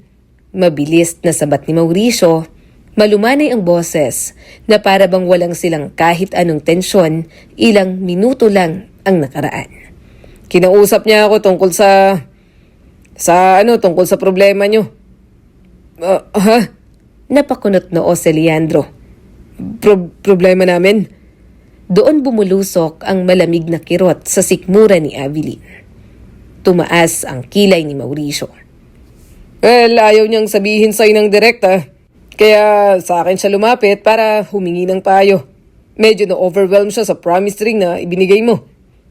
Doon na tuluyang nanlamig si Avilin. Hindi niya maunawaan kung paanong nalaman ni Mauricio ang tungkol sa promise ring. At hindi siya makapaniwala na harap-harapan itong nagsisinungaling. Gusto niyang sabihin ng totoo, pero nasa harap nila si Tita Rowena. Kaya nang ihatid siya ni Leandro, agad niya itong kinausap. Itinanggi niya agad ang mga sinabi ni Mauricio kanina. Nagsisinungaling ang stepdad mo, Leandro. Anong ibig mo sabihin? Napakagatlabi si Avilin. May problema ako sa Tito Mauricio mo. Simula pa ng unang bisita ko sa bahay niyo, hindi na ako komportable. Hindi agad nakapagsalita si Leandro. Seryoso ang mukha nito at parang nahulog sa malalim na pag-iisip. Napahawak siya sa braso nito. Yung mga ngiti niya, yung mga sulyap niya, hindi ko alam kung ako lang ba, kung ako lang ang nag-iisip ng masama, kasi wala naman akong tatay at baka sensitive lang ako. Dahan-dahang lumalim ang paghinga ni Leandro. Ano bang ginawa ni Tito Mauricio sa'yo kanina? At doon na bumuhos ng tuluyan ang bigat na kanyang kinikimkim. Pinapunta niya kasi ako. Ang sabi niya may ihahandang surprise para sa'yo, para sa pagkapasa mo sa board exam. Akala ko si Tito Rowena ang nag-text. Akala ko siya nagpapapunta sa akin. Pero ginamit niya lang palang number ng mama mo para sabihin sa akin yon. Nagulat ako na kaming dalawa lang kanina. Hindi nakaimik ang binata. Para bang may mga salita itong hindi masabi. Humigpit ang hawak nito sa manibela. Palagi siyang nagte-text sa akin na may parang double meaning palagi. Hindi ko sinasabi sa'yo dahil baka masira kayo at baka nag-overthink lang ako. Pero kanina iba na talaga. Ramdam ko, inalok niya ako ng kape. Umupo kami sa sala at pagkatapos, kung ano-anong tanong ang tungkol sa ating dalawa. Kung ano raw ang gusto ko sa lalaki at kung paano niya raw ako mas makikilala. Kanina, sure na ako may masama siyang intensyon. Kasi nang sinubukan kong umalis, parang humarang na siya at ayaw akong palabasin. Pilit niyang pinapainom sa akin yung tinimpla niyang kape. Sandaling natahimik ang kanyang boyfriend. Naluluha ito at paulit-ulit na hinilot ang batok. Hanggang sa nagsalita na ito. Avilin, Namamaos nitong bulong. sorry. Natigilan doon si Avilin. Hindi yon simpleng sorry na pang-ayos ng tampuhan. Hindi yon sorry ng taong nahuli sa pagkakamali. Yon ang sorry na puno ng taon-taong kinimkim na hiya. Pero kahit narinig niya na yon, hindi pa rin magaan ang pakiramdam ni Avilin. Mahal, hindi mo naman kasalanan. Si Tito Mauricio yung disturbing ang actions at hindi naman ikaw. May kasalanan ako. Mariin na tugon ni Leandro. At matagal ko nang alam na may mali. Hindi ko lang hinarap. Hindi agad nakaimik si Avilin. Hindi siya makapaniwala. Matagal na palang nahahalata nito. Napayuko si Leandro.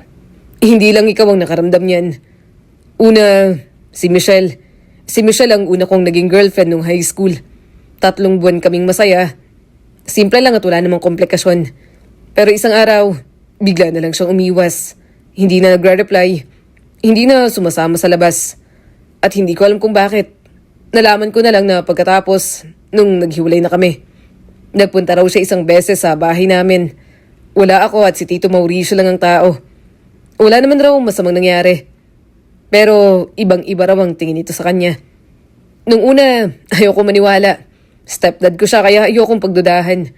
Isa pa, wala akong tiwala sa first ex-girlfriend ko kasi pagkatapos ko, naging kabit siya ng 10 years older than us. Hindi kumurap si Avilin. Muli niyang naramdaman ang pamilyar na kilabot. Kilabot na hindi niya kayang ipaliwanag. Pero alam niyang totoo. Pangalawa, Napabuga ng hangin si Leandro. si Faye. Si Faye ang pinakamatagal ko bago ikaw. Pero isang araw, bigla niyang sinabi na kailangan niyang mag-focus sa pag-aaral niya. Gusto raw munang magpahinga sa relasyon. Inintindi ko. Sinabi ko pang susuportahan ko siya. Pero hindi yun ang totoo? Maingat na tanong ni Avilin. Umangat ang tingin ni Leandro at puno ng hiya. 3 buwan pagkatapos noon, sa kanya sinabi, tinakot daw siya ni Tito Mauricio. Hindi daw diretsahang pagbabanta. Pero ang paraan ng pakikipag-usap, ang tanong kung gaano kami kadalas magkasama, kung may ginagawa ba kami sa kwarto kapag nandun kami, kung ano raw ang klaseng babae siya. Napasinghap si Avilin. Ganyan na ganyan din ang pinapadama ng stepdad mo sa akin. Leandro, bakit hindi mo sinabi sa akin? Kasi natatakot ako. Bulalas ni Leandro. Natakot akong isipin mong may mali sa pamilya ko. Natatakot akong isipin mong baka ikaw na naman ang susunod. At baka iwan mo rin ako. Bigla siyang natigilan. Kumirot ang puso ni Avilin. Alam mong may problema si Tito Mauricio pero wala kang ginawa. Sana sinabi mo man lang sa akin para mag-ingat pa ako lalo. Paano yan? Gusto mo ng future kasama ako pero ang obligasyon mong iparamdam sa akin na safe ako, hindi mo agad nagawa.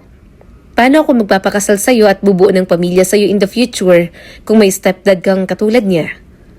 Ayaw niyang maging tunog na nang pe-pressure kay Leandro. Pero kung pamilya nito ang sariling stepdad, walang mangyayari sa kanila. Kahit mahal niya ang binata, kung nararamdaman niyang hindi siya safe, talagang lalayo siya. Alam ba ni Tita Rowena to? Tanong ni Avilin. Alam niya ba na ang stepdad mo nagtitake advantage sa mga naging girlfriend mo? Sorry to tell this pero manyak si Tito Mauricio. Napalunok si Leandro at bakas ang kaba sa mukha. Oo, alam niya. Sinapo ni Avilin ang ulo niya. Parang sasabog siya sa sobrang inis at galit. Kung ganun, bakit hindi pa kayo mag-cut tie sa stepdad mo? Because honestly, kung gusto mo talaga ng future kasama ko, I'm sorry pero mukhang hindi ko kaya na nasa loob ng pamilya si Tito Mauricio. Naluluhan na ang kanyang boyfriend. Ano gusto mong gawin ko? Talikuran ko ang pamilya ko.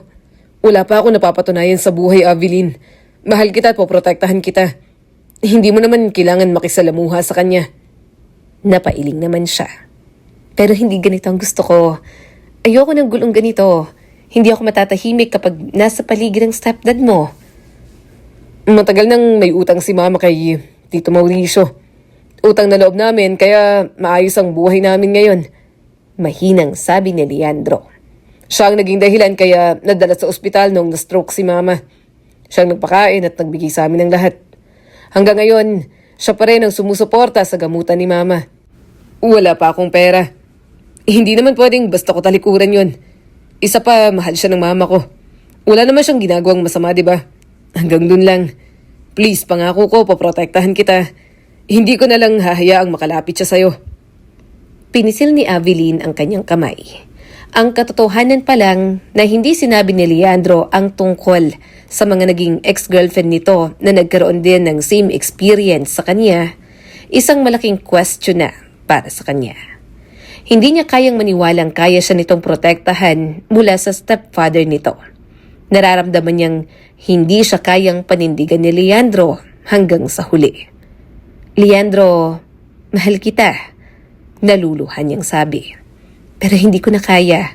Hindi ko pwedeng baliwalain ang nararamdaman ko. Sobrang natakot ako kanina. Gusto kong mag-file ng case pero again, hindi niya naman ako nahawakan. At iniisip ko na sinasabi mong siyang sumusuporta sa gamutan ni Tita Rowena. Kaya palalampasin ko, pero hindi ko kayang manatili sa sitwasyon na maglalagay sa akin sa panganib. At kung pagiging girlfriend mo ang magdadala sa akin nun, ayoko na, Leandro. Napakunot ang noo ng binata. Anong ibig mong sabihin, Avilin? Huminga siya ng malalim. Hindi ko sinasabi to para saktan ka. Pero hindi sapat ang pagmamahal ko sa'yo para mawala ang takot na laging narito kapag nasa paligid ang stepdad mo. Sinubukan siyang hawakan ni Leandro. Ayoko mawala ka. Hindi ko hayaang gawin mo to. Please, magtiwala ka naman sa akin, oh. Napailing si Avilin. Takot na takot ako kanina. Muntik na. Kung hindi kayo dumating, baka may nagawa ng masama sa akin ng stepdad mo. Pagkatapos ngayong sinasabi ko to sa'yo, wala akong magawang paraan at wala kang magawang paraan. Gusto kong mag-complain pero iniisip ko kayo ni Tita Rowena. Kasi ang sabi mo, sa kanya lang kayo umaasa. Hindi ko na kayang tiisin ng takot sa bawat sandali na kasama kita. Mahal na mahal kita. Pero kailangan kong protektahan ang sarili ko. Kailangan kong lumayo. Pagkatapos niyang sabihin yon, bumaba na siya ng sasakyan. Alam niyang simula ng araw na yon, magbabago na ang lahat. Sumuko na siya at mas masakit dahil kahit mahal niya si Leandro, kung hindi siya ligtas, wala siyang lakas ng loob para ipaglaban iyon. Pagkatapos ng kanilang paghihiwalay, hindi na muling nakausap pa ni Avilin ang binata. Tinanong din siya ng mama niya at ni Henry kung ano ang dahilan kung bakit sila naghiwalay. Sinabi niya kay Henry ang totoo pero sa mama niya naman, sinabi niya lang na nagkasawaan na sila ni Leandro. Ayaw niyang mag-alala pa ang kanyang ina sa mga bagay na tapos na. Sa mga lumipas na mga buwan at taon, mas nag-focus na lang si Avilin sa kanyang sarili. Pinag-igihan niya ang kanyang career at hindi siya nag-isip ng kahit na anong distraction. Nang magkaroon ng pagkakataon na maging nurse abroad, agad niyang sinunggaban yon. Baka sa ibang bansa, makapag-move on siya ng maayos kay Leandro. Pero habang nakasakay sa eroplano, iniisip niya pa rin si Leandro. Hindi niya kayang kalimutan yon at alam niya na kahit saan siya makarating, mananatili yon sa puso niya. Isang lihim na tahanan para sa alaala ng pagmamahal na minsang nagbigay ng ligaya at sakit. Maya-maya ay narinig niya ang boses ng piloto. Napabuntong hininga na lang siya. May tatahakin na siyang bagong mundo. Wala ang pinakamamahal niya na si Leandro. Madalas ay tahimik ang gabi sa bansang pinuntahan ni Avilin.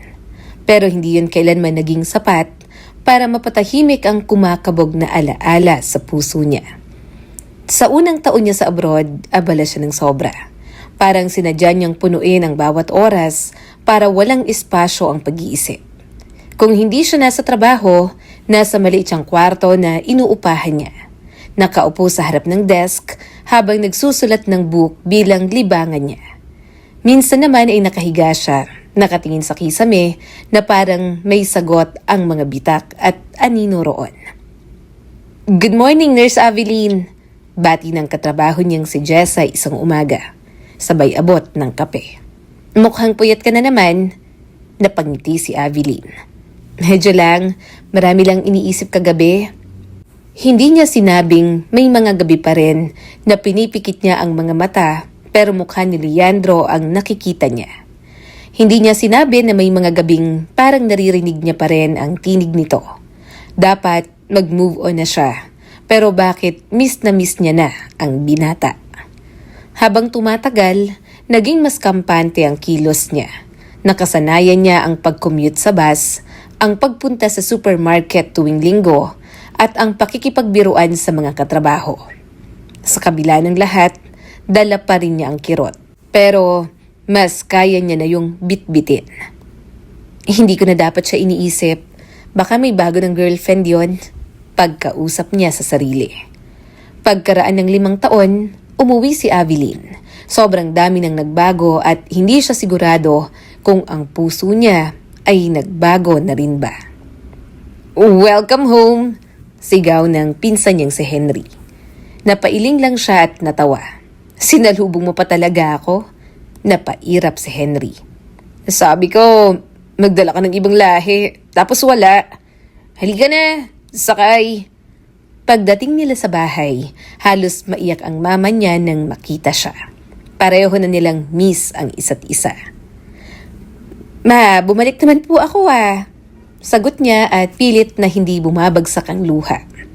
"Sorry kung natagalan. Ang mahalaga, bumalik ka," sabi ng kanyang ina at pinupunasan ang pisngi ni Avilin. "Huwag ka nang mag-abroad. Dito ka na lang. Namimiss kita palagi, anak ko." Unti-unti, bumalik si Avilin sa dati niyang routine. Habang hindi pa siya naghahanap ng bagong trabaho. Namalengke siya kasama ang mama niya, nagkakape kasamang high school friends, kumakain ng pagkaing na miss niya gaya ng pare sa kanto malapit sa kanila. Isaw ng paborito nilang suki at halo-halo na lagi nilang pinupuntahan noon ni Leandro. "Avilin," sabi ni Henry, "magjo-join ka ba sa reunion sa Sabado?" Natigilan siya. "Ay, sino bang nandun?" Mga dati nating kaklase, si Jonah, si Claire, baka si Leandro din, pero hindi pa sure. Hindi naman daw siya nagsisin sa GC. Biglang kumirot ang dibdib niya. Napairap lang siya at nginisihan si Henry. Alam naman kasi nito na hindi pa siya nakaka-move on. Kung nakalimot na siya, sana may bagong boyfriend na siya ngayon.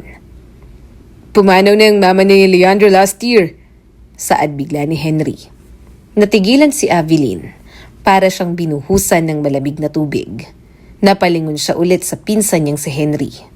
"Bakit hindi mo sinabi?" Napailing naman ito. "Ano? Bakit uuwi ka? Dadamaan mong ex-boyfriend mo? Ex na nga, move on na." Napakagat labi si Avilin. Mas madali sanang mag-move on kung nagloko siya o nagloko ako. Pero alam mo namang hindi ganun ang nangyari. Naghiwalay kami kasi I don't feel safe sa stepdad niya. Patay na ngayon si Tita Rowena. Nasaan na siya ngayon? Kasama niya pa rin ang bastos na yon. Nagkibit balikat ang pinsan niya. "Ewan ko, pero alam ko umalis na siya sa bahay nila. May sarili siyang kondo ngayon kasi rinig ko, tinanggap na raw siyang anak ng totoo niyang tatay. Hindi ba anak siya sa labas? Hindi ko na rin nakikitang stepdad doon. Wala na akong balita. Basta itong si Leandro, alam ko tumutuloy ngayon sa medical school. Totoong papa niyang nagpapaaral." Bahagya siyang napanatag. At least, wala na sa landas ni Leandro si Mauricio. Ayaw niya rin naman na manatili ang ex-boyfriend niya dahil lang may utang na loob ito. May nagawang mabuti si Mauricio pero alam nilang lahat na may problema talaga rito. Isang umaga, pumunta si Avilin sa isang coffee shop. Wala namang espesyal sa araw na yon hanggang sa marinig niya ang isang boses na hindi niya inaasahan na maririnig sa ganoong ordinaryong araw. Medium latte lang. Less sugar. Salamat." Saad ng isang lalaki. Parang huminto ang mundo ni Avilin. Hindi maaring magkamali ang tenga niya. Iniisip niya kung titingnan niya ba o mas mabuting wag na lang. Dahan-dahan siyang bumaling. At doon sa harap ng counter, nakatayo si Leandro. Hindi siya sigurado kung ano ang mas nakakagulat. Ang makita ito o ang makita kung gaano ito nagbago. Mas lumaki ang katawan ni Leandro. Parang mas tumangkad at mas naging gwapo. May salamin na rin ito sa mga mata at mas nagmukhang seryoso kaysa noon. Kinuha ni Leandro ang order at bahagyang tumingin sa paligid. Maya-maya ay tumama ang mata nito kay Avilin. Nanigas naman siya. Parang bumalik ang puso niya sa dating ritmo na para bang kay Leandro lang yon titibok ng ganoon. "Avilin?" Mahina pero malinaw na tanong ni Leandro. Hindi niya alam kung ano ang dapat na isagot. Hindi niya alam kung tatayo lang ba siya, ngingiti o tatakbo pa alis. "Hi," ang tanging nasabi na lang niya. Naglakad si Leandro papalapit. "Nakauwi ka na pala. Kumusta ka?" "Okay naman." Namalayan niya na lang na nakaupo sila sa tapat ng parehong table. Wala silang sinabi sa loob ng ilang segundo. Parang hindi nila alam pareho kung paano magsisimula. Iba ka na. Si Leandro ang unang nagsalita. Mas mature. Mas mahinahon ka rin tingnan. Napakagatlabi si Avilin. Ikaw rin, mukhang mas okay ka ngayon? Napangiti ito ng mahina. Matagal na rin kasi, Avilin. Napalunok siya. Narinig ko na nawala ng mama mo. Kumusta ka na tungkol doon? Bahagyang napayuko ang binata. Masakit pero pinaya pa rin ako. Natapos ng paghihirap niya. At natapos na rin ang ilang bagay sa amin ng stepdad ko. Umalis na ako sa poder niya. Pagkatapos ni mama, wala na talagang dahilan para manatili. Pagkatapos namin maghiwalay, ilang beses kaming nagtalo dahil sa mga ginawa niya sa'yo. Alam kong marami ng taon ang lumipas pero gusto ko ulit humingi ng chance. Gusto kong subukan ulit. Nakahinga siya ng maluwag. Parang biglang nawala ang bigat na dinala niya ng ilang taon. Doon niya napatunayan na yun lang talaga ang problema nilang dalawa ni Leandro noon. Kaya siguro kahit na ilang taon na ang lumipas, parang pareho pa rin silang hindi nakalimot. Bukod doon, first love niya si Leandro. Ito rin ang kasama niya na bumuo ng pangarap. Kaya may bahagi kay Avilin na alam na agad na mahihirapan siyang makamove on pagkatapos nilang maghiwalay noon. Simula ng araw na yon, madalas na ulit silang magkita kapag may free time. Hatid sundo rin siya nito kahit naabala sa pag-aaral. Umupo si Leandro sa tapat niya. Sorry, traffic. May inaasikaso pa kasi sa enrollment ko for next semester. Okay lang, nakapag-order na ako ng pagkain natin. Alam ko pa naman ang mga paborito mo. Ngumiti naman ang binata. Salamat. Anong balita sa trabaho mo? Okay naman, nag-adjust pa ako sa pacing dito sa Maynila. Natatawang sagot ni Avilin. Tinitigan lang siya ng binata na para bang hindi pa rin ito makapaniwala na nasa harap siya nito. Lumakas tuloy ang tibok ng puso niya. Leandro, tawag niya rito. Matamang tumingin si Avilin. Huwag muna tayong magmadali. Masaya ako pero natatakot pa rin ako. Nagbago ang ekspresyon ni Leandro at puno ng pag-unawa. Hindi kita minamadali. Pero gusto ko lang malaman mo na pinili ulit kita. Ngayon, malinaw na. Wala nang ibang pumipigil sa akin. Hindi na ako ang lalaking wala pang direksyon. Hindi na ako duwag. Hindi na ako ang Leandro na pumayag na mawala ka dahil sa kahinaan ko. Napakagatdabi siya. Yun ang mga bagay na gusto niyang marinig noon. Pero siguro nga, kailangan muna silang paghiwalayin para matuto sa mga bagay na wala sa kanila noon. Lumipas ang mga linggo na ang bawat pagkikita nila ay may halong saya at pag-aalangan. Minsan, nagkaroon sila ng coffee dates. Minsan, naglalakad sila sa paligid ng campus ni Leandro. Minsan, nagpunta ang binata sa bahay ni Avilin. Halos hindi makapaniwala ang kanyang ina. Avilin, si Leandro ba yan? Mas gumagwapo. Tawa ng mama niya habang nilalapag ang merienda sa lamesa. Grabe ang iniyak nitong si Avilin nang maghiwalay kayo. Nanlaki ang mga mata niya. Mama, bahagyang napayuko si Leandro. Kahit ako rin po, tita. Sobra din po ang iniyak ko. Halos isang buwan din po akong umiinom. Hindi naman po ako nakalimot kahit kailan sa kanya. Nagkatinginan silang dalawa. Pareho lang nilang tiniis ang isa't isa. Pero ngayon, dinala pa rin sila pabalik dahil sa pagmamahal nila na hindi pa rin nawawala. Isang gabi, nagpunta sila sa isang parke. Tahimik, maliwalas, at magkahawak kamay sila. Parang noon lang kapag may date silang dalawa. Avilin, hinugot ni Leandro ang maliit na kahon mula sa bulsa. Avilin, matagal ko nang alam na ikaw ang tahanan ko. Nagbinigyan kita ng promise ring. Alam kong hindi ako papayag na walang kasunod yung engagement at wedding ring. Hindi ko alam kung paano magsisimula. Hindi ko alam kung deserving ba ako. Pero ang alam ko lang, lahat ng pagising ko, gusto kong ikaw ang una kong nakikita. Nanikip ang dibdib ni Avilin. Leandro, inaayos kong buhay ko. Patuloy nito. Unti-unti, hindi pa ako perpekto. Malayo pa sa ideal na gusto mo. Pero kung papayag ka, gusto kong itayo natin ulit ang mundo natin. Hindi ang mundong sinira ng kaduwagan ko noon, kundi ang mundong pinili natin ngayon. Iniangat ni Leandro ang simpleng singsing. Will you plan a future with me? Hindi ko hinihingi ang sagot mo ngayon. You can take your time kahit gaano pa katagal.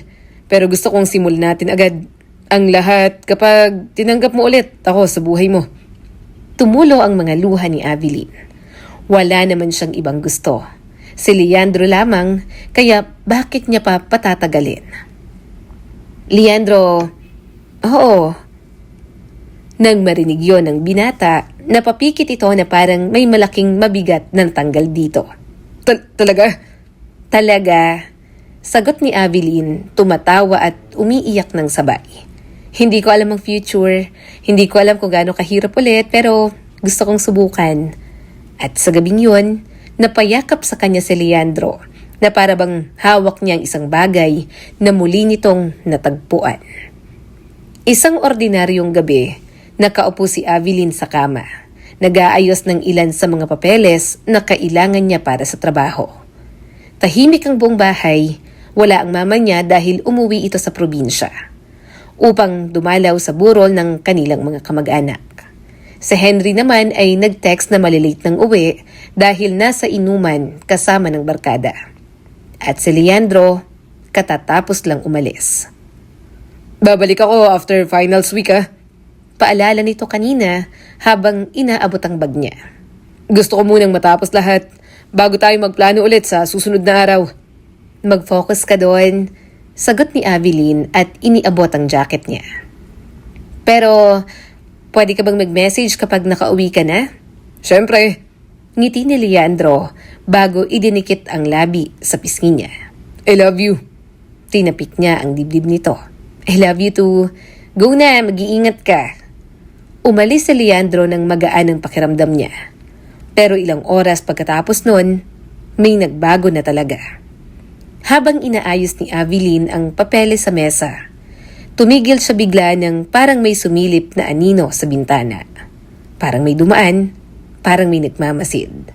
Napatingin siya roon pero wala namang tao. Nanunuot ang lamig sa batok niya. Ang lamig na parang minsan niyang naramdaman noon. Noong panahon ng takot, noong hinabol siya ng mga pangyayaring ayaw na niyang maalala. Gayunpaman, pinili niyang baliwalain yon. Wala namang nangyari. Kinabukasan, habang pauwi galing sa trabaho, napansin niyang may isang lalaking palaging nasa likuran niya habang siya ay nakasakay sa tren. Hindi niya makita ng buo ang mukha dahil nakasombrero. Pero ang postura ay pamilyar. Malalaki ang balikat, nakababa ang ulo at parang sinusundan ang bawat galaw niya. Pagbaba ni Avilin sa station, napansin niyang nasa likod niya pa rin. Paglabas niya sa kalsada, napahinto si Avilin at nagpanggap na nag-aayos ng bag. Paglingon niya ulit ay wala na roon ang sumusunod sa kanya. Ano ba to? Baka hindi naman ako sinusundan. Taning lang yata ako. Tuwing sasagi ang imahe ng lalaking tila sumusunod sa kanya, nang hihina ang tuhod niya. Tuwing mag-isa siya, parang may mata sa likod ng pintuan. Tuwing magsi-CR siya sa ospital, parang may presensya sa likod niya. Hanggang sa isang gabi, may nangyari na nga nakakaiba. Nasa bahay si Leandro para mag-aral. Nakakalat pa sa mesa ang mga librong may marka ng highlighter. Pero maya-maya ay kailangan na rin itong umuwi.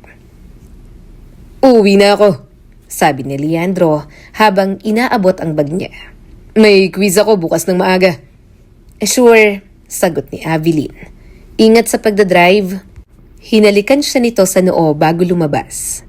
Pagkasara ng pinto, napaupo si Avilin sa sofa. Medyo pagod siya dahil sa duty niya sa ospital.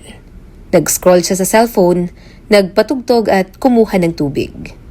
Pero habang nakatalikod siya sa kusina, may narinig siyang mahinang click. Unti-unting bumukas ang pinto. At sa likod, nakatayo ang taong hindi niya inakalang babalik sa buhay niya. Mauricio?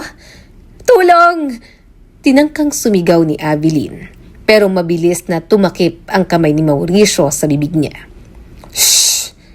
Bulong nito at mahigpit siyang hinawakan. Ang ingay mo pa rin pala. Pumigla siya pero masyadong malaki ang katawan ni Mauricio. Sumampa ito sa loob at isinara ang pinto gamit ang paa. Namiss mo ko. Tanong nito habang pilit siyang hinihila papunta sa sala. Sinubukan niyang makalmot ang mukha nito, ang braso at kahit ang mata. Pero lalo lang itong nagalit. Ang hirap mo pa rin kontrolin. Pakipot ka pa rin. Sa tingin mo ba titigilan kita? Kailangan kitang matikman. Hindi ka pwedeng mapunta kay Leandro. Akin ka lang, Avilin. Inihagis siya ni Mauricio sa sofa. Tumama ang noo niya sa dulo ng coffee table, kaya mabilis siyang nahilo. Nalaglag siya at sumakit ang tagiliran. Nang subukan niyang tumayo, hinawakan nito ang buhok niya at marahas siyang iniangat. Mauricio, tigilan mo ako! Sigaw ni Avilin. Walang hiya ka! Pero walang halaga ang boses niya sa kamanyakan at pagiging ulol ni Mauricio. Inilapit nito ang mukha sa kanya. Hindi ka dapat bumalik. Hindi ka dapat naging masaya. Hindi ka dapat naging malaya. Parang sinampal siya nito ng malakas, na para bang binasag ang pandinig niya. Ako ang dahilan kung bakit ka nabubuhay pa. Bulong nito at inamoy ang leeg niya at pisngi. Muli siya nitong sinaktan at bumulusok na naman siya sa sahig. Ako ang maghuhulma sa'yo. Ako pa rin ang wawasak sa'yo. Nagsikap si Avilin na gumapang papunta sa kusina para makahawak ng kahit anong matigas na bagay. Hoy! Sigaw nito at hinila siya pabalik sa sahig. Saan ka pupunta? Hindi pa nga tayo nagsisimula tumatakas ka na. Alam mo pagkatapos nito titigilan kita. Hindi, Avilin. Akin ka lang. Itatago kita. Dadalhin kita sa lugar na hindi ka na makikita ni Leandro at kahit na sino. Pero kahit nanginginig ang kamay niya, naabot niya ang bote ng alcohol sa mesa at sinalpok yon sa ulo ni Mauricio. Muli niyang inabot ang bote at pinasiritan ito sa mata. Malakas na sumigaw si Mauricio. Avilin! Tumayo siya at sumigaw ng ubod ng lakas. Tulong! Tulungan niyo ako! Tulong! Hindi na niya natapos ang sasabihin. Sinunggaban na naman siya ni Mauricio at itinulak sa dingding. Nahulog ang mga frame, nabasag ang isa, at dumapo ang dugo sa gilid ng noo niya. Hindi na siya makagalaw nang tumama ang kamao nito sa sikmura niya. Habang umiikot ang paningin at nanghihina, narinig niya ang pagkapunit ng kanyang damit at ang tunog ng pagkalas ng sinturon ni Mauricio. At dahil iniwan mo ako nun, bulong nito at tumawa pa. Ngayon, babawi ako. Tumulo ang mga luha ni Avilin nang ihiga siya ni Mauricio sa sahig. Gusto niyang lumaban pero wala na siyang lakas. Napaiyak siya ng malakas nang pumatong ito sa kanya. Kaya agad nitong tinakpan ang kanyang bibig. Pero bago pa makapagpatuloy si Mauricio, biglang bumukas ang pinto. Nabuhayan siya ng pag-asa nang makita si Leandro. Anong ginagawa mo? Malakas na sigaw ni Leandro at agad na inalis sa ibabaw niya si Mauricio. Pumasok ka! Gusto mong mamatay? Bulyaw ni Mauricio at iwinasiwas ang kutsilyong dala nito. Mabilis namang umiwas si Leandro. Naghabulan ang dalawa sa sala. Mabilis, magulo at parehong galit. Avilin! Sigaw ni Henry, nagulat at kararating lang. Agad itong tumakbo papalapit sa kanya. Anong nangyari? Si Leandro, tulungan mo siya. Baka masaksak siya ni Mauricio. Iyak ni Avilin. Malakas siyang napaiyak nang suntukin si Leandro ng sunod-sunod. Pinipilit ng boyfriend niyang lumaban pero mas malakas talaga si Mauricio. Aligagang tumayo si Henry. Naghanap ito ng kung anong pwedeng ihampas. Hanggang sa nakita nito ang flower vase. Pikit mata nitong hinampas sa batok si Mauricio. Bagsak agad ito, pero bago pa mangyari yon, nasaksak na sa tadyang si Leandro. Leandro! Malakas niyang sigaw at nagkukumahog na lumapit. Kahit nahihilo, pinigilan niya ang nagdurugo nitong sugat. Leandro, teka lang. Pupunta tayo ng ospital. Tatawag na akong pulis. Pupunta kayo ng ospital. Ipag-drive ko siya. Avilin, itatali ko yung manyak na to at baka magising pa. Ako na magdadala sa mga pulis. Bulalas ng kanyang pinsan. Umiling si Leandro at mabilis ang paghinga. Okay lang ako. Anong ginawa niya sa'yo? Sorry, nahuli ako ng dating. Kung hindi ako bumalik, baka may nangyari ng masama sa'yo. At hindi ko mapapatawad ang sarili ko. Labis ang emosyong nararamdaman ni Abilene. Nanghihina na rin siya pero kailangan niyang maging malakas para makarating sa ospital. Dahil sa mga nangyari, napauwi nang wala sa oras ang kanyang ina. Labis ang pag-aalala nito at doon pa lang nito nalaman ang mga issue niya noon sa stepdad ni Leandro. Nasa presinto na po siya, tita. Idemanda na natin. Saad ni Henry. Galit na galit ang kanyang ina.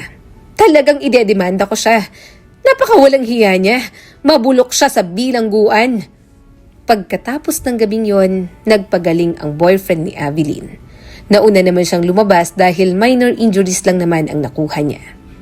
Makalipas ng ilang buwan, pinilit na lang makaahon pagkatapos ng mga nangyari. Lumipat din sila ng bahay para mas safe at mas malayo sa mga usap-usapan na may mga dagdag na. Nang maging doktor na si Leandro, doon sila nagdesisyon na magpakasal. Simpleng kasalang yon sa isang beach kasama ang pamilya nila at kaunting kaibigan. Sorry, Bulong ni Leandro sa kanya. sa tuwing naiisip ko na paano kapag nahuli ako ng dating, baka hindi kita niyakap ngayon. Baka hindi kita asawa ngayon. Hinaplos ni Abilene ang mukha nito at pinilit na mapanatag ang asawa niya. Wala kang kasalanan. Ginawa mo ang lahat para ipagtanggol mo ko. Hindi kita sinisisi sa mga bagay na nagawa ng lalaking yon. Huwag na nating isipin. Ang mahalaga, magkasama tayong dalawa at tayo pa rin hanggang dulo. Leandro, wala akong kahit na anong pinagsisisihan. Mahigpit siyang niyakap ng kanyang asawa. Ramdam niya pa rin ang takot ni Leandro. Pero gusto niyang maintindihan nito na mas higit ang pag-ibig niya ngayon kaysa sa takot na mayroon sila sa nakaraan. Sa dulo, ang kwentong ito ay nagpapaalala sa atin na ang buhay ay puno ng unos ng mga takot, pagkakamali at sakit na akala natin ay hindi na natin malalampasan. Ngunit ipinapakita rin ito na kahit gaano kadilim ang dinaanan natin, may mga taong handang bumalik, umalalay at tayo ay ipaglaban. Muli, ako po si Skylar Guro at sana ay may bago na naman kayong natutunan sa kwento natin ngayon. Maraming salamat po.